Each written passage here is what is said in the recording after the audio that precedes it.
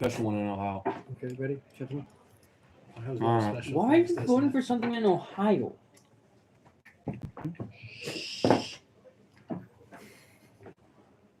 Someone get the door, please. Eat and be quiet. Okay.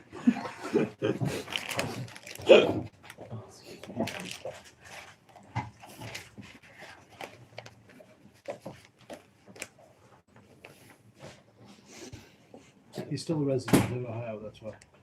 Okay, so speak today about the Parshat Shua, the Parshat of the week, the Parshat Toldot. I'm going to speak about the subject, one of the subjects that Tzvi would like to talk about a lot, about the order of things, the organization of the world. So, and how we approach it through the Torah. So let me first tell you something from the Maral, a famous thing from the Maral, to like sort of introduce this idea. We're going to talk about in Yehuda.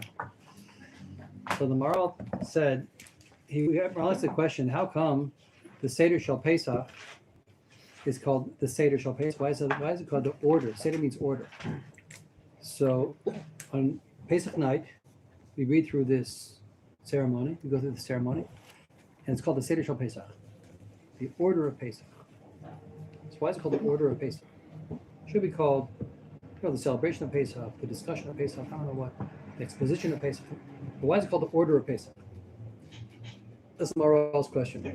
So the Maral answers a very interesting thing, that he says that we know there's an order to nature. Nature is profoundly organized and ordered. Everything in nature is systemized, is ordered.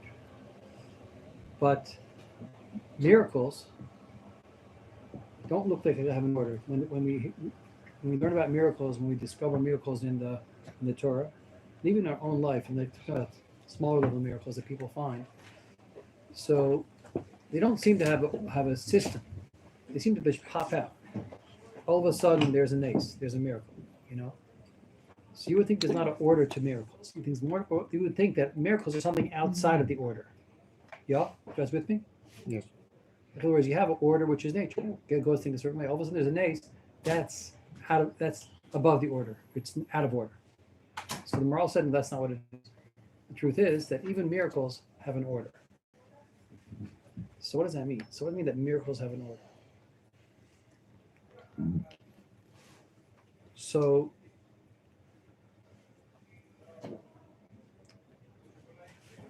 I guess I want to explain something more a little bit before I go further. One thing we have to understand is that that what the Maral is teaching us, when he says that there's an order to the miracles, he's saying that you shouldn't think that Hashem is like a big person. He's not even like an infinitely big person. He's not like a person at all. And if you think of Hashem like a person, that's called anthropomorphism. That's making a mistake about Hashem. So you have to realize that Hashem is, the qualities of Hashem is Hashem doesn't change. And Hashem doesn't change his mind, right? But people change their mind. And people change their direction. Hashem doesn't do that. Hashem is not a person. So what that means is like all of a sudden if you see a miracle comes down, like what's described in the Torah, so it doesn't mean that Hashem decided to intervene with nature and create a miracle. It means something else. That's what Maral's saying. It means a miracle is actually, there's an order to miracles. And miracles appear when they're ready to appear. In other words, the whole world is designed with different levels of, you could say, different levels of reality. In different spheres of reality, you could say. So a miracle is when this hidden level of reality makes an appearance. And it makes an appearance because of what we're doing, what's going on in the world. And it's not like somebody is like Hashem changing his mind, because Hashem doesn't change his mind. Mm-hmm. So actually, just like nature has an order, also miracles have an order. That's the Maral said. So it's really deep stuff. Is there like a mechanism to invoke that? So what it has to do with us mostly, and it has to do with what's going on. It's I don't know exactly. It's really big. It's a really big issue. We don't know exactly. We don't understand Hashem's ways altogether. But here's a hint that there's an order to miracles, and it has to do with us. It has to do with what's going on in the world, what we're doing, and then at a certain point, the miraculous things reveal themselves. So that I wanted to start out with that. Now, another thing from Rav Kook, another introduction. Rav Kook said a beautiful thing. He said that just like there's an order or system for music, right? Music follows systems. There's chords and notes, and people study music, and there's an order behind music. There's a mathematical order behind music. So just like there's an order to song, he says there's a song for order. Meaning to say that when we see the deeper order in the world, then that's when people sing. When do people come with song and praise? When do people start to do that? When they see the hidden order come out. Mm-hmm. What examples of that? Let's say when the Yam split by Kriyas Yam Suf, right? Mm-hmm. So here we are running away from the Egyptians. The sea opens up for us. We go inside. Mm-hmm. The Egyptians get drowned, and we come out the other side, and we start singing. That's why the Jews start saying this big poetry at the time of Kriyas Yam Suf, because they saw the hidden order coming out. They saw that in the world there's a order of nature, which seems to be everything sometimes, but then sometimes we realize that there is another order. There's an order of miracles, and that comes out at various times. Meaning to say, Lord, what's this order of miracles? One thing is it's a moral order. It's a moral system. Underneath the natural system, which is not moral, there's a moral system. So actually nature follows the morality that's hidden in the world. So there is a deeper system, which we sometimes see. So for example, when the Egyptians got drowned in the Yam, so we saw the moral order expressing itself through nature. There was a miracle. The Yam split and the Egyptians sunk, which means that nature is not really running the show. There's something behind it. There is a deeper order. There's an order of miracles that came out at that time. What's other examples? Let's say you find the Shira of Devorah. Also the similar situation. By miraculous victory, they sang. What's another example of a Shira? Let's say Tehillim. David Melech's Sefer. So he's describing the hidden order of the universe. He's describing how we have a relationship with Hashem, and we serve Hashem, and then Hashem responds to us, and things come out in various ways, and we're guided from above with this hidden order that comes out sometimes. Which psalm is this? When all the psalms, I'm talking about the whole psalms, they're all this.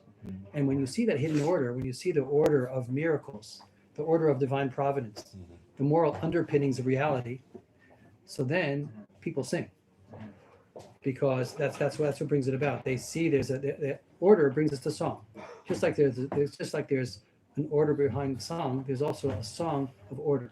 Another example of that is Hazinu. That's what Yehuda says specifically, that by Hazinu, that's Moshe Rabbeinu's song. He's describing the order of history, in the central part of the Jewish nation, in the history of the world. So he's seeing this vast order, this vast system of miracles, which the Maharal is calling the Seder of miracles. I thought of an example of that. So how, let's say in a person's life. I have a question. Yeah.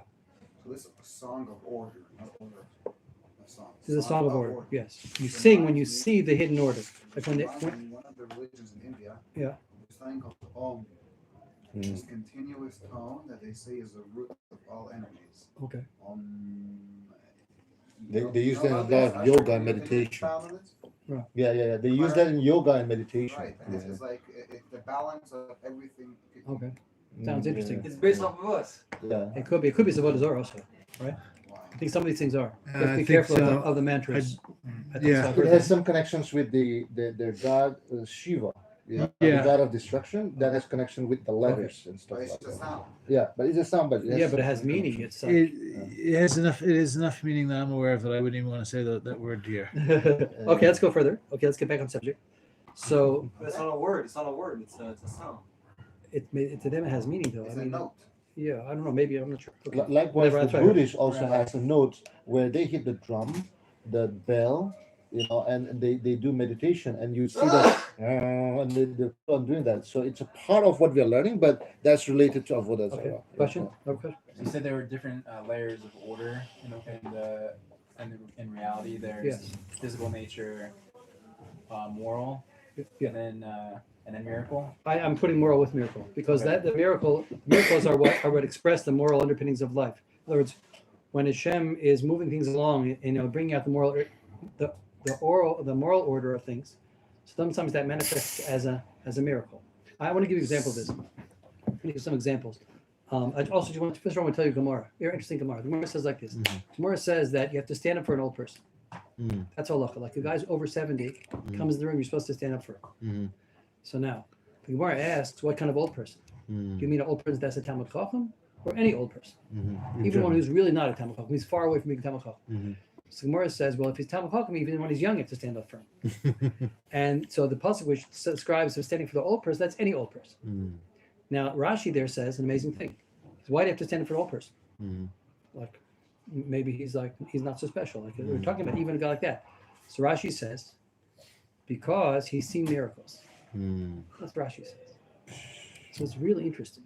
So a guy that got to that stage of life, he's seen miracles. I mean, so what does that mean exactly? But I don't know. But I think one thing it means is that just to get to age 70, you didn't give up yet.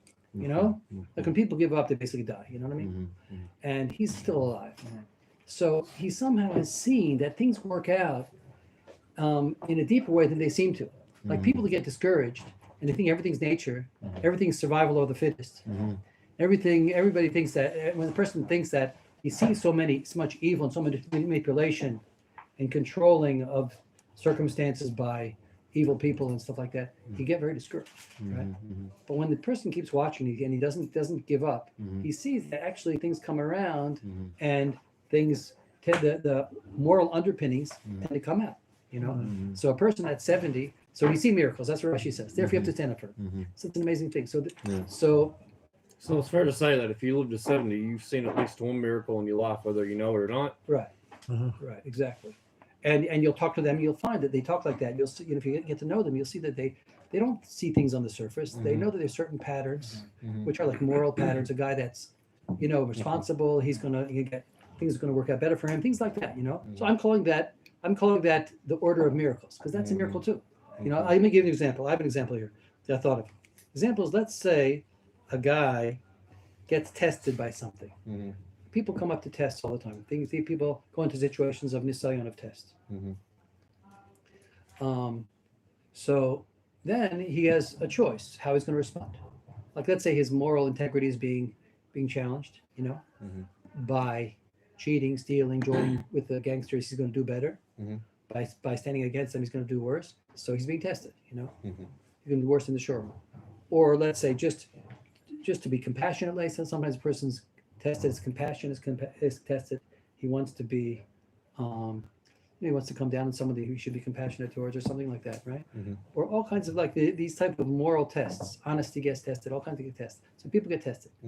Now, I think that when a person passes a test, one of these tests, one of these moral tests, so many times you'll start to see something happen and interesting, if you have an eye for it. You'll see that new doors open up for that guy.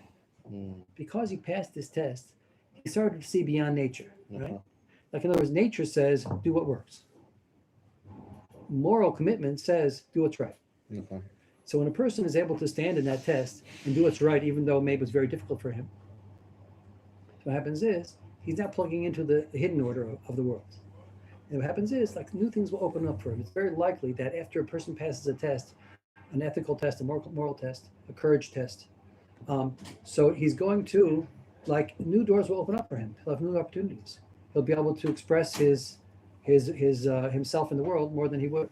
Whereas, let's say when he fails the test, so then it's going to look to him like the world is like a difficult place, and the world is all full of has all these things that close doors for him, And then he's going to have to go back inside himself. He's going to have to look at himself and try to figure out what he could change or what he could do better, and try to come back and pass the test the next time. You know what I mean? But things are going to look, when you fail a test, you start seeing nature, because you succumb to nature. That's what it means to fail a test, to the lower appearance of things. But when you pass a test, then you're seeing the higher order. You're plugging into it. You're committed to it, and then it comes out more.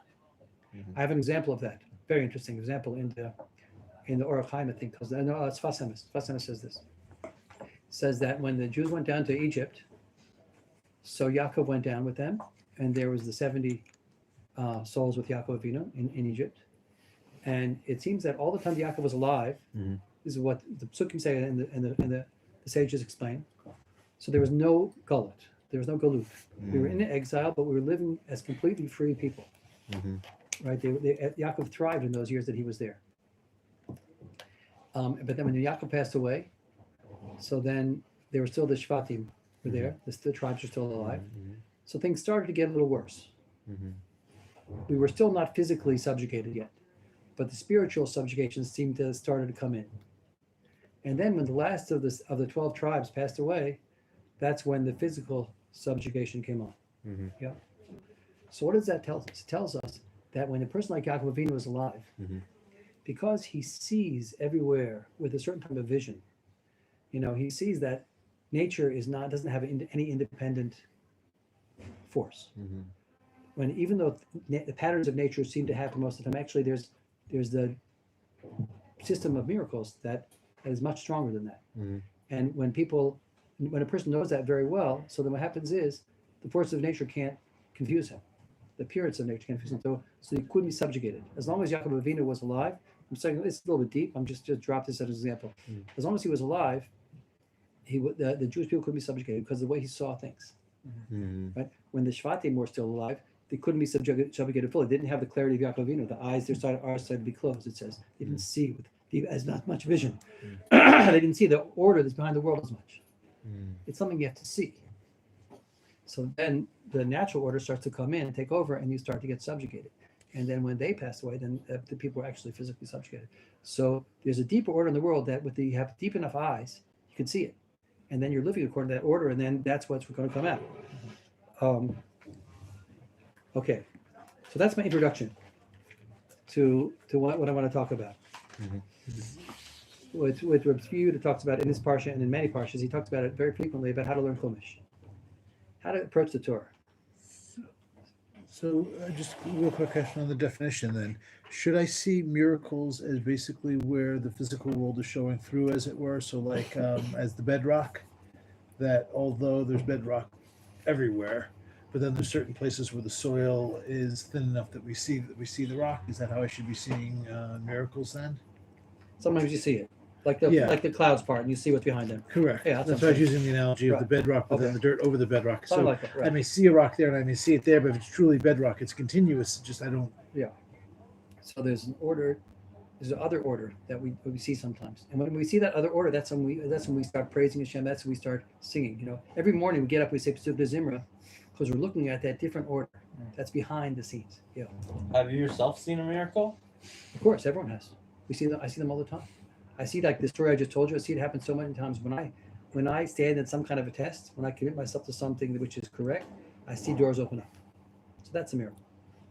The doors didn't happen up; they opened up like magically. I have periods of my life where doors weren't open. They weren't open. Things kept going wrong. And then I have periods of life where I'm in the same situation more or less, and doors keep opening up because I changed. So that's a miracle. What do you mean by doors opening up? I mean, things are going well. Things that let's say, I mean, for me, that means things like,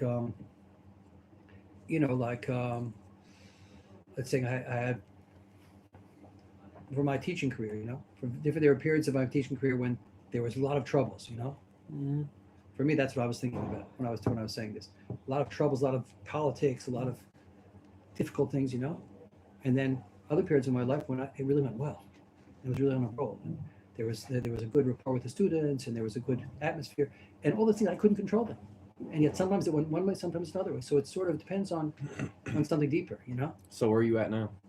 Great. I'm so excited. Like, are you like flying high? I'm Like flying- the highest So you're you've ever been? experiencing a miracle right now. I'm the highest I've ever been. I'll tell you when This is a great group we got. living in Kiryat Moshe in Yerushalayim, teaching in Machon Meir.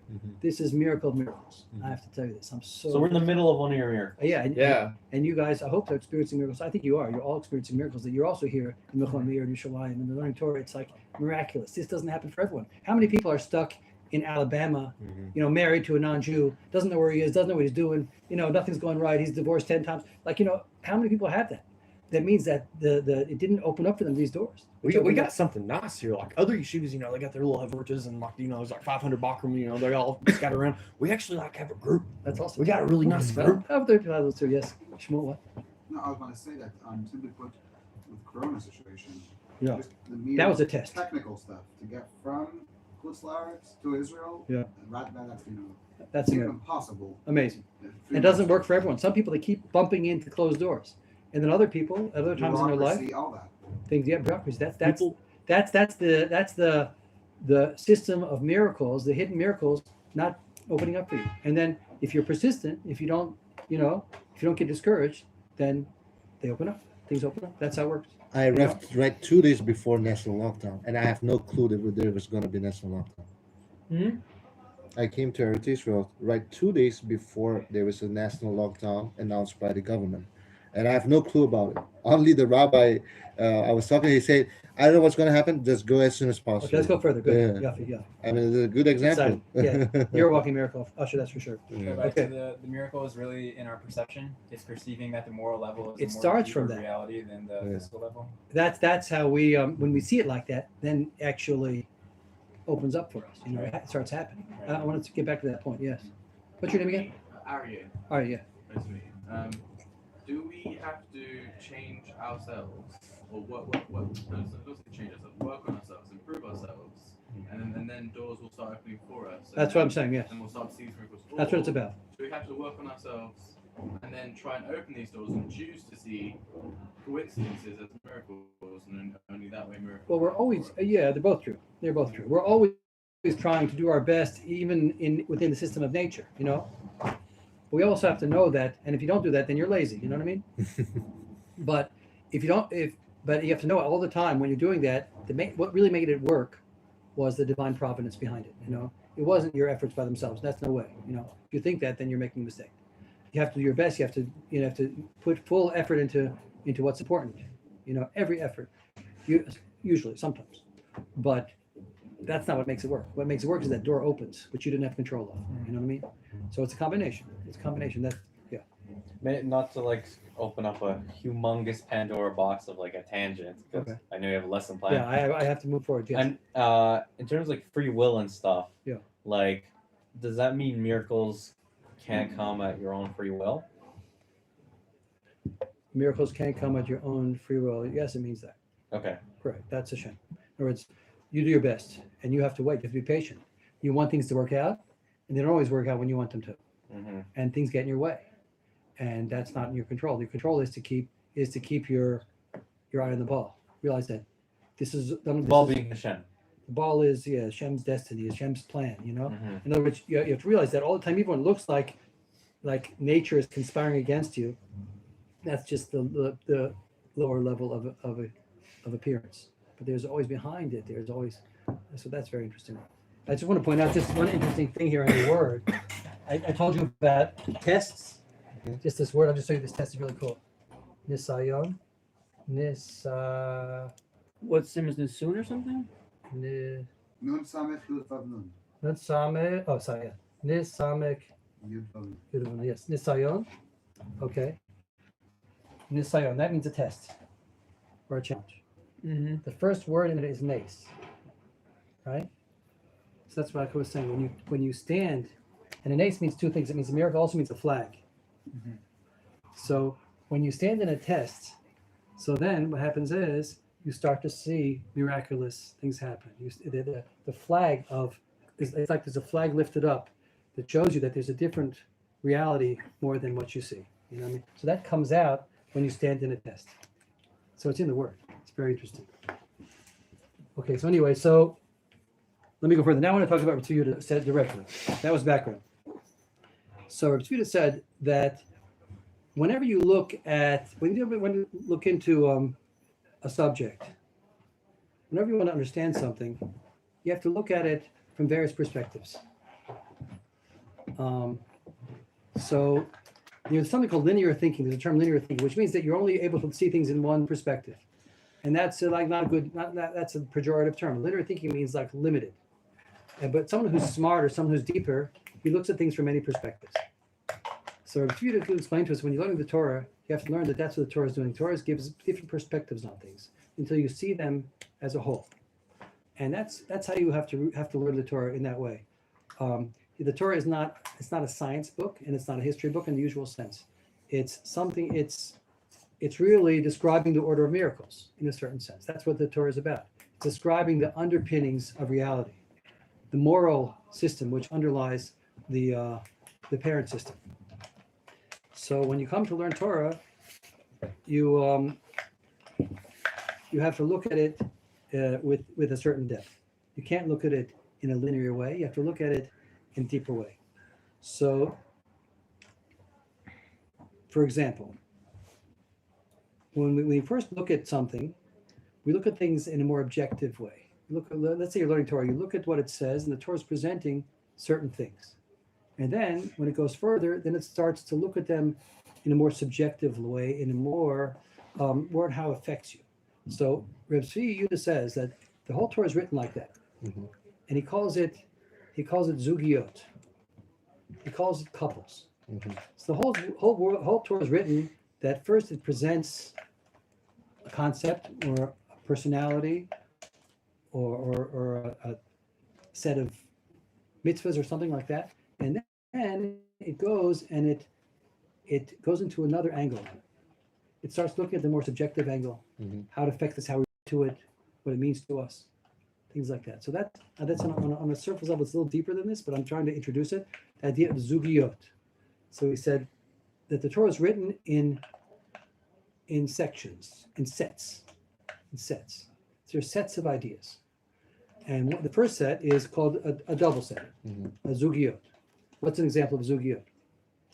Yehuda says this all the time. He keeps coming back to this idea, and he explains a lot of things with this. So zugiot, let's say you're talking about the parshas of the Torah. Okay. Can you write that on? Are you saying sugia or zugia? Zugia. Zugia.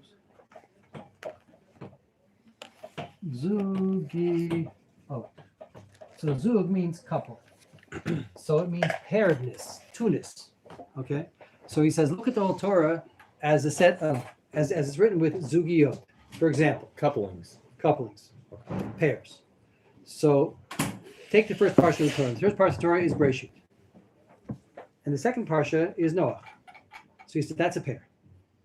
Those two together are giving two different perspectives on the same thing, in a certain sense. Bereshit lays out for you the creation of the world, how the world's made, destruction. what are the components of the world, and Noah is like what happened, what comes out of it, what was the totzaot, the results of having a world like this and having people in it with free choice, and sort of like how it starts to relate to us more. We look in Parshat Noach and it starts to come down to the world of human beings making choices, good choices, bad choices, all kind of stuff. And you look at the first parsha, it's more like what the world's made of. It's more objective. And the second part, you call it more subjective. So he says the first two parshas are describing the creation of the world. And then what happens with that? Now, take the second two parshas. Now, that's another zug. Now, the second two parshot are Lech Lecha and Vayera. And those are about Aharon mainly. Those are about Aharon. So there you see, first you're introduced to Avram Avinu in Parshat Lech Lecha. You start to see this amazing individual, this giant of a person, and you see some of the things he did, where he went, and some things he went through, and you're getting introduction to Avram Avinu, right? And then when you get into Vayera, then you're starting to see the personality of Avram Avinu. You're starting to relate to him more. You're starting to see how he talks to us. It develops. It becomes much broader, expanded. We're going to the world of the subjective effect that it has on us. So that's another example. Then you go past Vayera, and and you come to Chayesar and Toldot, right? So that's more about like Yitzchak. And that's going to be about Yitzchak. So you're going to come to Vayera, and you come to the life of Yitzchak, Vayera and Chayesar and Vayera, Chayesar and Toldot, and that's the life of Yitzchak. So again, it's going to be the same thing. And first, in Chayesara, you're going to be introduced to Yitzchak, this person, where he come from, some of the things he did, some things that happened to him. You're going to get a picture of who this person was in a more objective sense. And then when you go further into Toldot, then you get a deeper sense for who he was, what he did, what it means to us. So that's an example of the sets that are in the Torah. There's all these zugiot, okay? So each one, they're deepening the perspective on what's presented in the beginning. First, there's one, there's a presentation of things more as they are, and then there's a presentation of more how they affect us. Now, then It's even within it. You got Moshe and Bilam, and Oh. Adam and Chava, and Very good. Esav Oh. and Yaakov. oh, very good, right. Uh-huh. So now, what comes after that? What comes after Yitzchak. after No. Chayser and Toldot comes Vayisif Vayishlach, which is more mainly about Yaakov. Yates and Ishmael. Running away from Then his you have two brother parshas and about trying to make Yaakov. a So you have the three family. avot, right? So each one has his two parsha. Each one is introduced in the first parsha, and then you get the better full sense of who he is for us in the second parsha. So then you have now, okay. So that's that's an introduction to the Zugiyot. If you start looking at the Torah like this, you start seeing it much better. You start seeing the Torah is guiding you into the underpinnings of reality. What's really going on in the world? What's the order of miracles, as we say? So now you have these three sets of Zugiyot. That goes on throughout the Torah. Mhm. It works in Zugiyot. And Rav Stew keeps showing you that, how it works like that. It's amazing. You go into Parshat Shemot, it's like that also. For example, Shemot and Vayera Mhm. are the two discussions of getting ready to go out of Egypt, Mhm. right? Mhm. The preparations to leave Egypt, right? And then you have Bo and Vayishlach, and that's the two stages going out of Egypt. Mhm. Okay, anyway, so that goes out throughout the Torah. Now, there's also another type of set, and that's threes, which he calls shlishiyot. And there's more, and there's all these different sets. There's 2, 3s, 4s, 5s, 6, 7s. There's all these different sets. Parshas? They're all in the order of Parshas? No, In general. in different ways. I'm going to show you in a second how they work. Like if you look, there's patterns. And then the numbers are, we say at the end of the Pesach Seder, Chad Gadya, right? We talk about different sets, right? There was 3 avos, and there were 4 imahos, and etc. There's 5 chumushei Torah. All that's significant. They're sets. These are different kinds of sets. We understand them all in seeing them all together. They all complement and explain each other. So that's how you learn Torah. So now, with this we said there's the 3 avot that span the 6 parshot. Starting with Lech Lecha, and then you have the 2 parshas on Avraham, 2 parshas on Yisrael, 2 parshas on Yaakov. So that's 3 zugiyot. But now you have a shlishiyah. You have now a set of 3, which is the avot. Mhm. So that's another set. And Rabbi Yehuda talks about this also a little bit over here. I'm going to speak now about sets of 3. So this is really interesting. Now this is a little more cosmic. So first he says, what's the original set of 3? So he says in Parshas, in Yeshayahu, Sefer Yeshayahu, he says, quotes the Malachim, the angels, and the angels say, Kadosh, Kadosh, Kadosh, Hashem Tzavakot, Melok Haaretz Kavod, 3 times Kadosh. If you look in the Targum, it says the angels receive from each other, and they say Kadish Bishmei Rama Ilah Beit Shkintei. Hashem is Kadosh in the heavens. Kedusha Machuta? Kadish Alara Ovad Gevorte. And the second Kadosh is he's Kadosh on the land, where he does mighty things. And the third Kadosh, and then the third Kadosh, Kadish Liolam Olamei Amak. He's holy in all the worlds and forever. Okay, so 3 levels of Kodusha. This is really deep, but I want to just tell you what he says is very, very important, I think.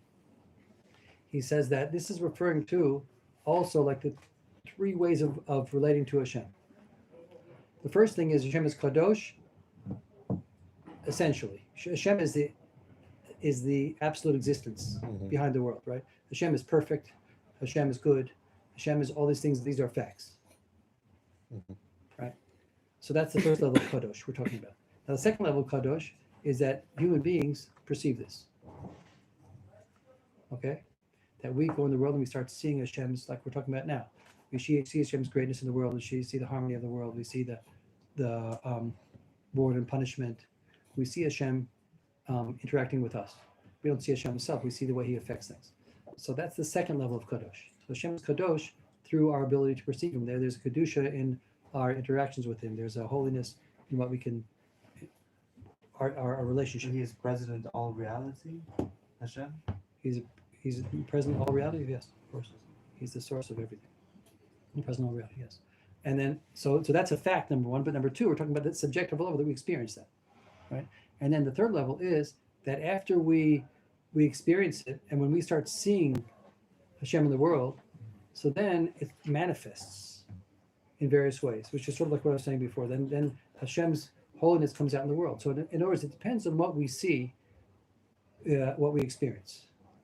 If we see, like, in other words, let's say you're looking at the world and you see the survival of the fittest, and you know that there's all kinds of cruelty and manipulation in the world, and there's this rule of nature, and you think that's everything. That's all you see. So then you're not going to see Hashem in the world, even though he's there. You're just not going to see it. But when you see that there's goodness in people, you see that there's harmony behind the world, you see that there's reward and punishment, and you see different things going on in the world. So then you're seeing Hashem in the world, and what's going to happen is he's going to be revealed to you, like I was saying before. Like you're going to start, it's going to come down into the world more, Hashem's presence, because we saw it, right? So that's the three kadoshas. That's what he says, Rav Yehuda, yeah. That's three kadoshas this is how we approach Hashem on a level of three. That's a three. Okay, it's really abstract, it's really deep, but I want to develop it a little more. Now there's other threes. What's another three? Another three is, and there's sort of parallel, there's three also. I have a suggestion. Okay. Hashem Melech, Hashem Malach, Hashem Yilach. That's interesting. In time. I guess that's time. Haya Hova V'yeh. Very good. Yeah. Very interesting. Cool. Okay. So now another one, this is what Yehuda says, is in Jewish history. See another pair of three, a set of three.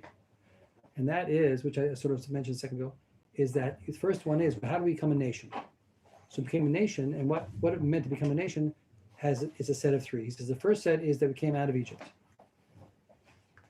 So that was the miraculous revealing of the Jewish people, creation of the Jewish people. So that's the first thing. And then the second set is that we received the Torah. Yeah. And now what happens is, first we came out of Egypt and we saw Hashem making things happen in history, in big events, world events. So there was this relationship with Hashem. Then we go travel to Har Sinai, and now it's a second level, which is we're getting the prophecy revealed to us, and we're starting to. It's more a direct relationship, and we're seeing the details. We're getting guided more particularly. So that's the second level. And the third level is the Mishkan.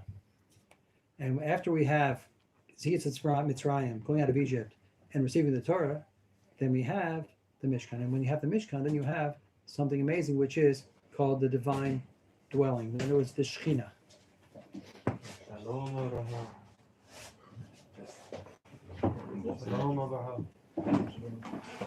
Hello. So the third level is, pardon? I came for dessert. Okay, great. Great to see you. So Appetizer, entree, dessert. okay, nice.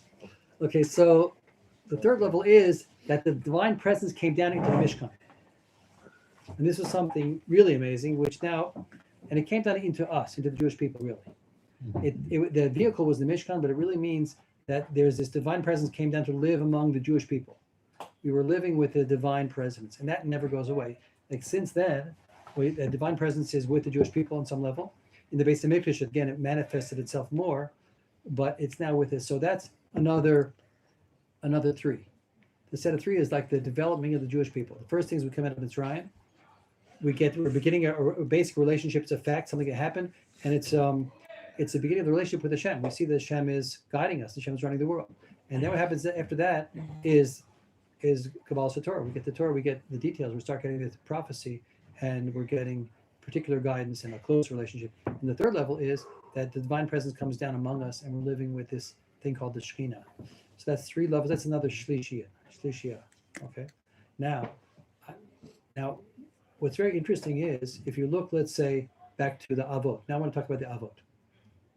the three avot. So that's also shlishia, right? So I'm saying three sets of three over. There's many more also, but three sets of three are, first of all, the Kodushi of Hashem, right? It exists independently of everything. Mhm. Then we relate to it, and then it comes out in this world, right? So similar to that, you have the Yetzias Mitzrayim. You have people that's coming out of Egypt. That's like the Jewish people coming to an existence. That's like the basic level. And then you have Kabbalah Satorah, which means that we're coming into this very close relationship. We're getting revealed like the details of how to relate to Hashem. We're relating to Hashem in a very intimate way. And then after that, it becomes even more than that. It becomes the Shekhinah. There's this divine presence going with it. That's an even deeper level. So it's similar. You find that in the Avot. Like the Avot were the beginning of the nation. So this going out of Egypt, becoming a nation that way, was the culmination of what was started from the other Shlishiyah of the Avot. So we really started back. That's the full nation coming out of Mitzrayim, becoming the full nation. But before that, there was the precedent for that in the form of the Avot. That's when we really started. How come so few people get to see the fruits of their labor? It's only like later on that it develops. I mean, like there's very few people like Jeff Bezos that actually gets to see, his whatever comes to fruition and Okay. Or just like in the world of literature or music, only usually the recognition comes post-mortem. Yeah. That's interesting. Okay, let me just put them aside for a second. Let me just finish this explanation. I want to come back to the question. I can't see that clock. How are we doing with time? We have 5 minutes. About 4 minutes. 4 minutes. Okay. Three So and a let- half. So this is sort of an introduction to the way Reb Yehuda looks at the Parshat. So let me finish this thought here. I wanted to speak a little more about the Avot. I want to address your questions also, but let me just finish my discussion. I don't know how much we'll actually do now. Maybe we'll come back to it. We will come back to it next week. Sorry about that. That's a sign. That's a miracle for us. You got to answer our question. Okay. Well, I want to say this last point. Well, let me say this real quick. So you look at the Avot. Now you have the beginning of the Jewish nation. Also, it starts sort of way it comes out later as we become a nation in a big sense. In the small sense, we became a nation also. First thing was Avraham Avinu. Avraham Avinu was the one that Hashem revealed himself to Avraham Avinu, like he revealed himself to us when we went out of Egypt, right, later. There was this miraculous revelation to Avraham Avinu of Hashem's existence, of his divine providence, all that kind of stuff. And Avraham Avinu is on this level of proactively like responding to this. He was like in a state of like great clarity and wonder that Hashem runs the world and nobody knows it, and we're going to get this out. You know what I mean? Mhm. And so Avraham Avinu was extremely proactive, like bringing this idea down into the world, that Hashem runs the world. Very, very proactive. Now the second level after Avraham Avinu is Yitzchak. Now Yitzchak is a very different person from Avraham Avinu. Avraham Avinu was cool action. Rabbi Yehuda calls him an activist. He was out there teaching people big time, teaching his family, teaching the whole world about Hashem. He was doing chesed. He was fighting wars. He was doing all kinds of stuff. Then comes Yitzchak, and he's not doing anything. He does very little. He's sees him. You see, he plants a field. He does that. He digs some wells. Other than that, you don't see him doing much. You see, actually, things are happening to him. Everything comes his way. It's an amazing thing. He's for example, let's take his shidduch, right? Mm-hmm. What happens to the shidduch? Nothing. He goes at the field. He's davening. All of a sudden, Abraham and Eliezer arrange everything. She comes to him. There's a shidduch, best shidduch in the world. No? Also, let's say another thing. Let's talk about Yitzchak with the brachot. Yitzchak is going to give the brachot to his son, right? He got the wrong son. Yitzchak, they fooled him. Esav was fooling. He's going to give the brachos to Esav. What happens? Things work their way around. Rivka gets involved. All of a sudden, the bracha goes to the right place. So here you have this personality, Yitzchak, who is the most amazing person. Everything works out for him. He's Rabbi Tzvi calls him a tzaddik nistar, a hidden tzaddik. Everywhere he goes, you'll see that everybody is coming to him and saying, Hashem's with you. I want to work with you. He minds his own business. You see, like when they start fighting over the wells, Yitzchak says, moves on. Okay, gives the name, hate. He digs more wells. They come, they fight over the wells, they fill his wells. He calls that conflict. He moves away from that one. He digs a third well. It's called Rechovot. That stays. He didn't fight with them. He didn't get involved with them. He was like this hidden tzaddik that was just everything worked out for him. And you have these bad people. You have people like Abimelech, this manipulator, this bad guy. He comes and says, I see that Hashem is with you. I want to make a pact with you. Later you have Esav. Esav is coming for his brachas. He's crying for the brachot of Yitzchak Avinu because everyone knows that Yitzchak Avinu's brachot are effective. So here you have this very different person from Avram Avinu. He's this quiet person. He's this inner person. And everything works out for him on this high level. He's this tzaddik Mr. time. So what I want to say is that's the stat. This is what I particularly wanted to speak about the Avot. We'll speak more next week about Yaakov Avinu. But this is another shlishiyah that you have Yaakov Avinu recognizing Hashem, bringing the concept of Hashem to the world, and you have Yitzchak Avinu internalizing this. He becomes who he is. He's flowing. He's in the flow of the divine wisdom and guidance, and then you're going to come from that to the third level and it's sort of similar to Har Sinai. Like Yitzchak is like Kabbalah Satorah. It's like we're getting guidance for the mitzvahs and how to live, and it's coming down into this flow. Okay, we'll talk in a minute. I want to answer your question.